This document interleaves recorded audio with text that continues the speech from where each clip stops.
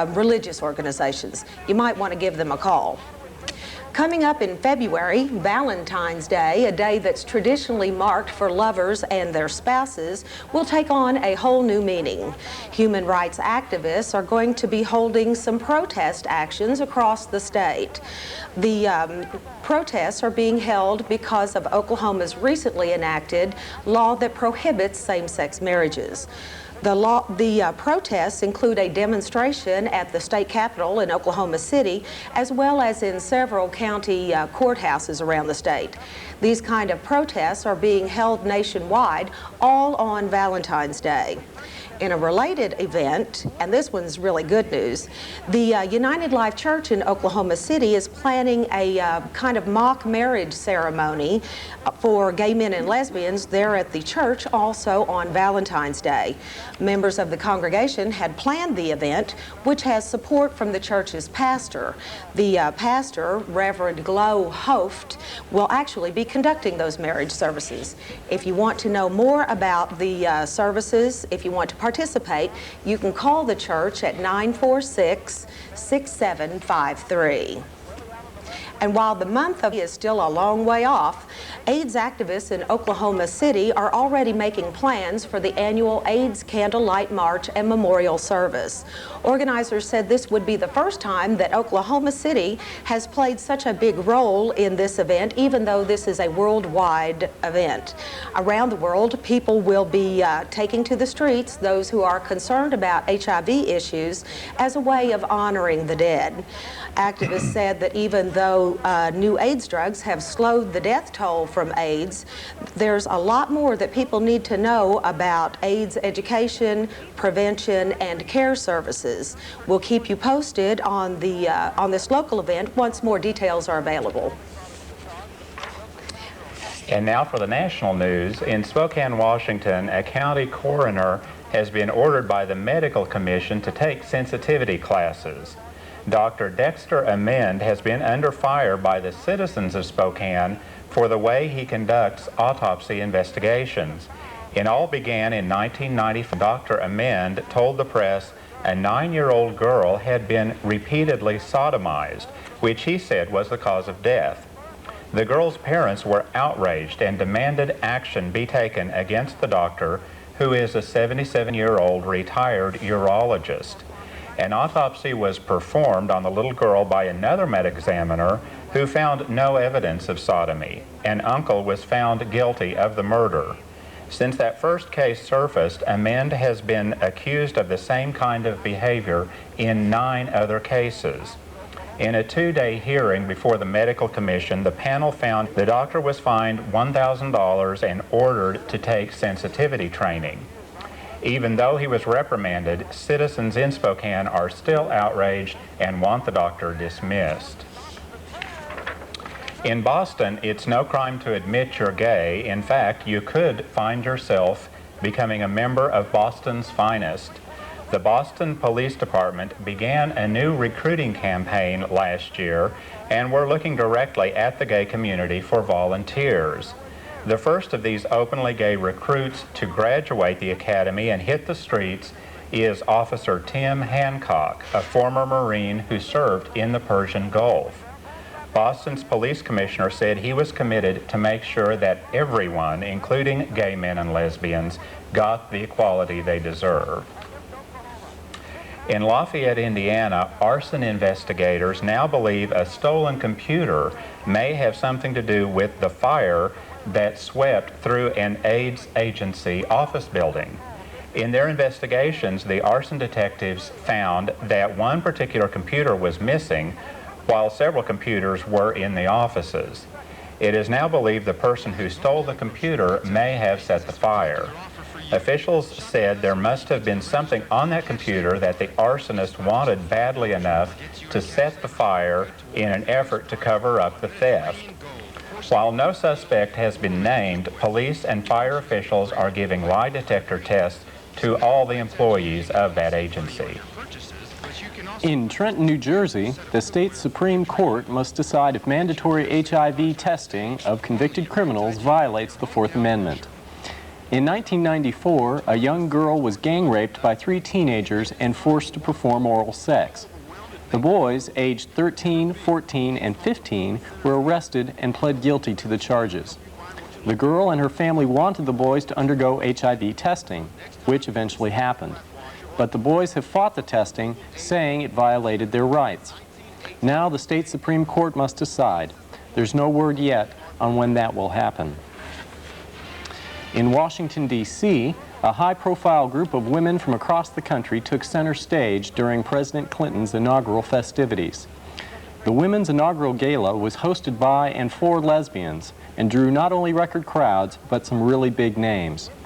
2 of the notables were San Francisco's Roberta Ochtenberg and filmmaker Deborah Chasnoff, who produced and directed the award-winning film It's Elementary.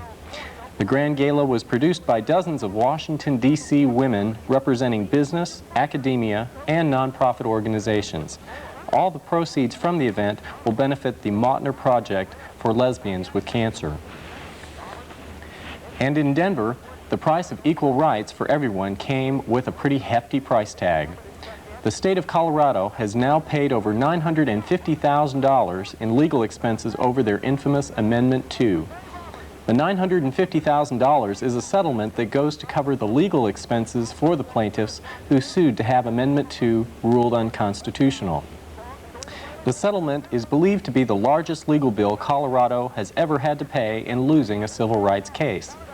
The state also spent an estimated $400,000 trying to defend Amendment 2 and lost somewhere between $10 and $20 million in state revenues because of the national boycotts. Please stay tuned for this week's Inside Out.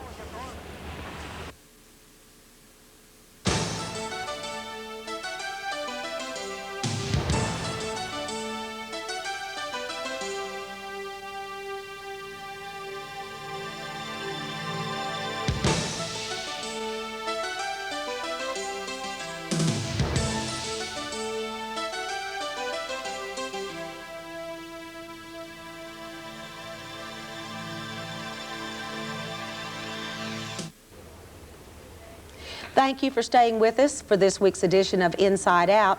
Joining us as our guest this evening is Lee Bronner, who's the Executive Director of the Metro Library System. As you guys all know, OCAF has been really hitting the library system hard over the last couple of months. Actually, it's been going on for about a year. We're going to be talking with Mr. Bronner about some of that, but we're also going to be talking about what kind of role the libraries play in our lives, which is where we're going to start. Mr. Bronner, and actually, if the cameras can zoom in on this picture, that would help considerably. What kind of role does the library play for us?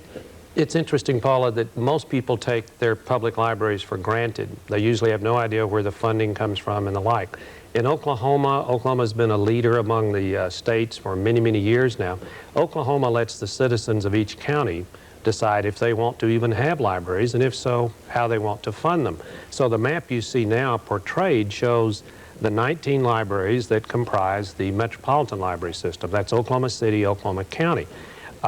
There are other systems, such as the Pioneer System in Norman, that has 3 counties, and still others have up to 8 counties. So Oklahoma is really ahead of the other states in having this sort of take it to the people library service. Okay, so that's actually a good thing. Oh, it is. It's quite good. It gets it out of the political process, so you really lessen the chance that an elected official is going to say, I want you to do this in the library. It really leaves it to citizens serving on library boards. Okay, now one of the things you guys have coming up here in February is your millage election. That is correct. You want to talk about that for a little bit?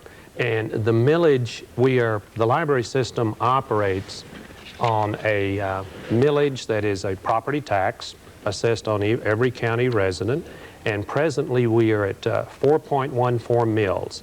The library could go up to 6 mills, but we don't need that much money. We're going for 1.06, and that will give us additional monies, Paula, to fund the new library that we're going to be getting in maps. I've got a picture of that I want to show. I was going to say, if you'd like to show that, we'd sure like to take a look at it. This is going to be in downtown Oklahoma City. On that one.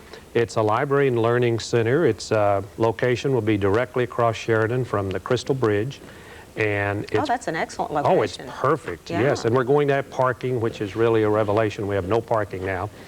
It is going to be a real asset to the downtown and to the entire county. The Learning Center part will allow persons downtown to come take college-level courses and classes. So the library is going to be serving multifaceted types of uses. But Right. you're right, on February the 11th, there will be an election. It's called the annual school election. And in addition to voting on your school levies and your school officials, we'll be asking you to vote on a modest increase for the Metropolitan Library System's operating funds. Okay, great. On that note, if you'll give us a moment, we're going to take a short break. If you'll stay with us, we're going to be back and we're going to talk with Mr. Bronner some more. Thank you. Stay tuned. Hi, y'all boys ready to order? I think I'll have the burger special. We don't serve your kind in here. What did you say? I said we don't serve your kind in here. Y'all are just gonna have to leave. You people know you're not welcome here. We don't serve homosexuals.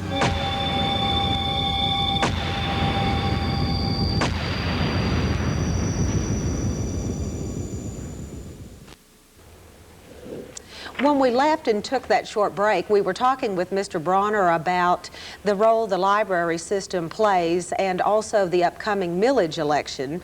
And one of the things on that millage election that's real important at this particular moment is I know there's some plans, or there have been talk of plans from one of the groups that we've all become very familiar with, and that's OCAF, Yes. about campaigning against this millage election. Do you, is there anything you know about that, or you concerned about that? Yes, I am. Actually, Paula, they have now announced that they will not campaign against the election. And I think that's a very good move, and I applaud it, because while we may have differences with them, it also stands to reason that they support strong libraries. They've so declared, and we take them at face value. Well, I think we must acknowledge several premises here. We live under the most dangerous form of government in the world. It dares to declare that every individual shall make up his or her own mind on every subject. They must recognize propaganda. They must sort through the materials. And there are very few places left where individuals can go for unbiased information. The library is one of the primary places in a community for that. Right, right.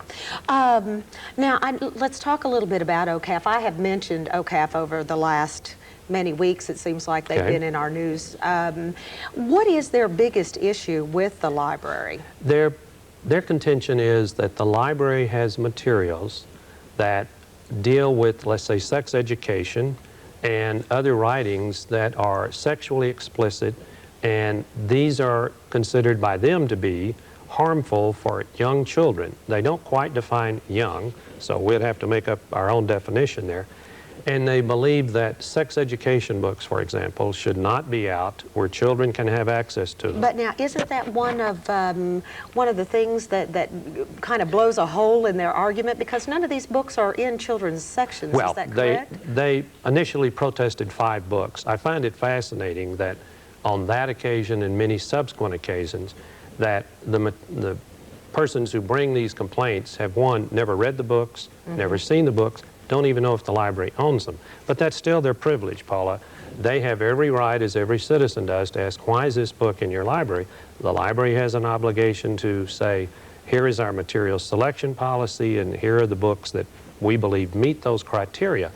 They also makes very casual claims that there are books that are obscene and are lewd in the library. And in point of fact, the library does not knowingly purchase nor retain books that are legally obscene in a court of law. Are you concerned about OCAF's activities? They're, you know, I keep calling them OCAF, and actually it's their little subsidiary, It's family-friendly libraries. That's correct. And I know, you know, they've got a real push nationwide to be really targeting the public libraries. Are you at all concerned about them being able to make any changes in our current library system?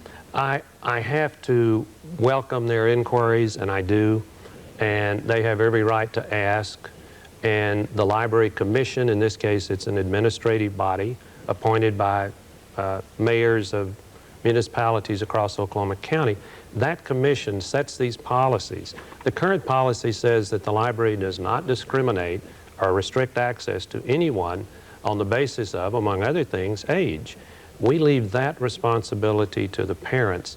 If the library sought, Paula, even in good faith, to serve as the parent in the absence of the real parent, we would err in two ways, and we would find ourselves in litigation from two directions. One, there's no way the library, any library, can protect children from everything that individual parent might consider offensive. Secondly, if a library tried, then you would readily expect a challenge from those parents who say, you are violating the First Amendment rights of my child.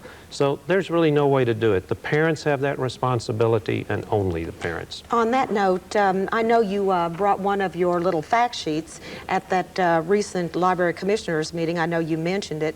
You want to talk a little bit about this? There are a number of ways, Paula, that parents can help guide their children's reading, and it is a responsibility of the parent to do this. Many parents would like to do a better job. The library has prepared some suggestions and ways to help guide children's reading. These pamphlets are available in all of the libraries, and they're really worthwhile for the parents to go over with their children, and I think they will make a much better use of their school and their public libraries just by going through some of these suggestions. And according to your suggestions, right at the very first of it, it encourages parents to go with their children to the library. Exactly. You think that's the most important tip for them? It certainly is. The Family Friendly Library Group has declared that libraries are dangerous places. Now, I really challenge that. That is simply not correct.